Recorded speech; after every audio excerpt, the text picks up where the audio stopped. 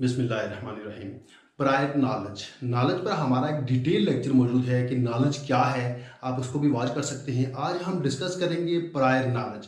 Prior का मतलब है पुराना, कदीम, साबका।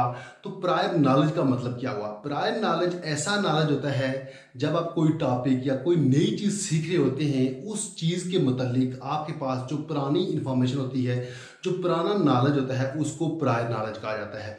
जैसे prior knowledge is the information and experience a person already has about a topic before learning more about it।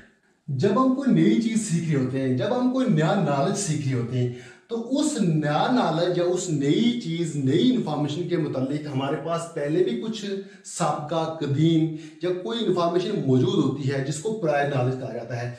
Prior knowledge की वजह से हम नया नॉलेज बेहतर अंदाज में लर्न करते हैं। इस चीज़ को कहा जाता है it gives foundation to the new knowledge. जब हम नया नॉलेज सीखते हैं तो उस नए नॉलेज को प्रायर नॉलेज फाउंडेशन प्रोवाइड करता है, फाउंडेशन का किरदार अदा करता है। इसकी एक्टिविटीज क्या हो सकती हैं? Activities of prior knowledge: predict करना, ऑब्जर्व करना, एक्सप्लेन करना। ये प्रायर नॉलेज की एक्टिविटीज हैं। प्रिडिक्ट क्या है? पेशगोई करना किसी चीज के बारे में।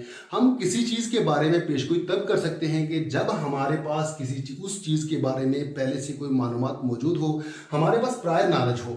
और इसी तरह ऑब्जर्व है, किसी को ऑब्जर्व भी हम तभी कर सकते हैं जब हमारे पास पहले से उस चीज के बारे में कोई नॉलेज मौजूद हो। इसी तरह एक्सप्लेन भी हम तब कर सकते हैं जब हमारे पास प्रायर नॉलेज मौजूद हो, जिस चीज को हम एक्सप्लेन करना चाहते हैं। ये बहुत ही मुख्तसर टॉपिक था और आसान भी था। उम्मीद करता हूँ कि आपको इसकी समझ आ गई होगी। तो मिलते हैं नेक्स्ट टॉपिक में, तब तक के लिए अल्लाह हाफ़िज़।